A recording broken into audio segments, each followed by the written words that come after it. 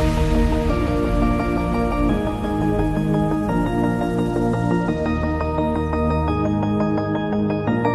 الشیطان الرجیم بسم الله الرحمن الرحیم السلام علیکم ملګرو ورپسې برانچ زموږ سره دی هغه دی پیلیانټالوجي ایکسپلینیشن څه په داسې طریقه دی چې پخوا زمانه کې به کله به طوفان راغی یا به چېرته سیلاب راغی نو د هغې سره به ډېر شی لیوینګ ارګینزم چې دي هغه به دغه طوفان سره یا د سیلاب سره د ځمکې لاندې رالو په هغې به له پاسه ګټې رالې شګې به پرې رالې نور دا څیزونه پرې له پاسه رالو نو هغه لیوینګ ارګینزم چې دی هغه به ټول مړه شو نو د هغوی جسم چې دی هغه به ټول خاورې شو او د هغوی هډوکي چې دی هغه به پاتې شو بیا دا کوم ارکیالوجي والے چې دي نو هغو دغه هډوکي راوباسي او هغوی دا اندازه لګوي چې دا هډوکي چې دي یا نور بډي پارټ چې دي چې دا څو کاله چې دي دا پخواني دي نو دغه شان چې دا ایکسکیویشن زموږ سره کیږي او د دوی دا بډي پارټ چې دي دا راوځي نو دې قسمه سټډي ته موږ وایو پیلیانټالوجي او پیلیانټالوجي بیا موږ ډیوایډ کوو دوه ګروپونو دا یو زموږ سره پیلیو باټني ده بل زموږ سره پیلیو زوالوجي ده پیلیو باټني دا ده که زموږ سره غټې غټې ونې په پخوا زمانه کې چې دی هغه زموږ سره ځمکې لاندې شوي نو د هغوی هغه بارکس یا د هغوی هغه سټیم وغیره ده چې راویستل کېږي هغه څړي کېږي نو هغې ته موږ پیلیو باټني وایو او دغه شان که زموږ سره د انیملز پارټس وي نو هغه موږ راوباسو نو هغې ته موږ پیلیو زوالوجي چې دی موږ ته وایو بل زموږ سره دی ایمیونالوجي دا ده چې زموږ په باډي کې خدای پاک یو ډیفنس سیسټم ایښی دی ډیفنس سیسټم داسې دی چې د بهر نه وایرس راځي یا بیکټیریا راځي نو زموږ جسم چې دی د دوی سره جنګ کوي زموږ په جسم کې چې دی ریډ بلډ سیل دي وایټ بلډ سیل دي او پلیټلیټس دي نو څنګه زموږ سره چې څنګه د وایټ بلډ سیل دي نو دا زموږ د جسم چې دي د محافظین دي محافظین داسې دي که بیکټیریا راشي یا وایرس راشي نو دا وایټ بلډ سیل چې دی دا د هغې بیکټیریا او د هغې خطرناکو وایرس سره جنګ کوي که فرض که زموږ د WBC یعنې وایټ بلډ سیل په دغه جراثیمو یا په دې وایرس باندې زورور شي نو دغه بیکټیریا او دغه وایرس چې دي دا زموږ سره ختمیږي که فرض که زموږ WBC یعنې وایټ بلډ سیل د دوی سره مقابله نشي کولی نو بیا زموږ په جسم کې چې دی بیماري راځي نو ایمیونالوجي دا ده چې په دې کې مونږ د جسم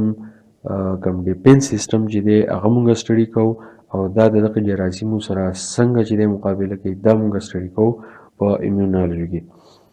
د هغې نه بعد زموږ سره دی انټامالوجي چې دی هغه د ټولو نه اسان دی په دې کې مونږ ټول انسیکټ چې دی هغه مونږ سټډي کوو لکه انسیکټ چې دی د هغوی باډي چې ده هغه هم سره ډیوایډ شوي ده هیډ ته توریکس ته او بل زموږ سره چې دی ابډومین ته نو دغه شان زموږ سره چې کله د انسیکټ مونږ ساینټیفیک سټډي کوو نو هغې ته مونږ چې دی انټامالوجي وایو بل زموږ سره دی جینیټکس ملګرو تاسو وګورئ که تاسو د انسیکټس ته وګورئ دا ټول زموږ سره یو شان دي که تاسو د سیندخو ته وګورئ دا ټول زموږ سره یو شان دي د مارانو ته وګورئ د شادوګانو ته د ځناورو ته نو زیاتره ځناور داسې دي چې هغه د خپل مور پلار په شان یو شان دي خو انسانانو ته تاسو وګورئ د دوی شکلونه چې دي دا د یو بل نه بدل دي چې کله یو شانوالی راځي نو هغې ته موږ هیریډیټي وایو او چې کله زموږ سره ډیپرنسز راځي په مور پلار کې او بچو کې نو هغې ته موږ وایو ویریشن نو په جینیټکس کې موږ دوه څیزونه سټډي کوو یو زموږ سره هیریډیټي ده یو زموږ سره ویریشن دی د هغې نه علاوه د مور پلار نه چې بچو ته کوم کرکټر ټرانسفر کېږي نو هغه موږ په جینیټکس کې چې دی هغه موږ سټډي کوو بل زموږ سره بایوټیکنالوجي دی بایوټیکنالوجي کې موږ دا سټډي کوو چې زموږ سره څونه لیوینګ ارګانیزم دي یعنی یو لیوینګ ارګانیزم د بل لیوینګ ارګانیزم په کار راوسته دې ته موږ بایوټیکنالوجي وایو لکه آسان اگزامپل به تاسو درکړم لکه زموږ سره پیکل دی پیکل موږ وایو اچار ته نو اچار داسې جوړیږي چې زموږ میوې یا نور سبزي هغه بوتل کې بند کړو نو د دغې سبزي دغې میوې دا شکل چې دی دا بدلیږي دا داسې بدلیږي چې دې باندې بیکټیریا راشي بیکټیریا یوزفل بیکټیریا دي په دې باندې اټیک وکړي او د هغې شکل چې دی هغه بدل کړي نو هغه پروسس ته موږ وایو فرمنټیشن او د پیډ ته موږ وایو بایوټیکنالوجي دا ده چې یو لیوینګ ارګانیزم د بل لیوینګ ارګانیزم په کار باندې راوسته دې ته موږ وایو بایوټیکنالوجي ملګري تاسو دا پکچر چې دی تاسو نظر وګورئ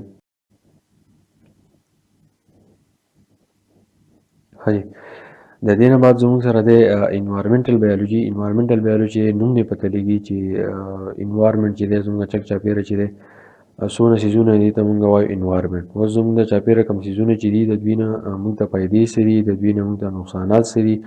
او د دوی نه د ماحول په بل څیز باندې اثر څنګه دی، نو دې ته مونږ وایو انوایرمنټل بایولوژي. انوایرمنټل کې مونږ دا سټډي کوو چې زموږ سره کوم نان لیوینګ ارګانیزم چې دي یا لیوینګ ارګانیزم چې دي د دوی د یو بل سره څه ریلیشن دی او یو بل چې د دوی څه فایدې ورکوي، دې ته مونږ انوایرمنټل بایولوژي وایو. بل زموږ سره د پیراسیټالوژي. پیراسیټالوژي نه مخکې تاسو دا وپېژنئ چې پیراسایټ وایي څه ته. نو پیراسایټ ته مونږ په پښتو کې مونږ وایو تیارخواره. لکه څنګه زموږ د ویښته دي، زموږ په ویښتو کې چې کومه مونږ ته سپږه وایو، دا زموږ چې دی تیاره وینه زموږ د دماغو نه راکاږي، زموږ د کوپړۍ نه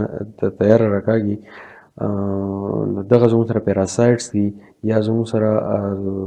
بعضې لیوینګ ارګانیزم په جسم کې چې نور څیزونه اوسېږي، یا جراثیم ورته تاسو وایئ، یا بالکل هغه واړه واړه ماشي چې راځي نو هغې ته موږ پیراسایټس وایو. دا زموږ د بدن چې دی خوري او د دې نه وینه راکاږي، نو دې ته موږ پیراسایټس وایو. او پیراسایټ چې په کوم ارګانیزم باندې چې دی اټیک کوي نو هغې ته موږ وایو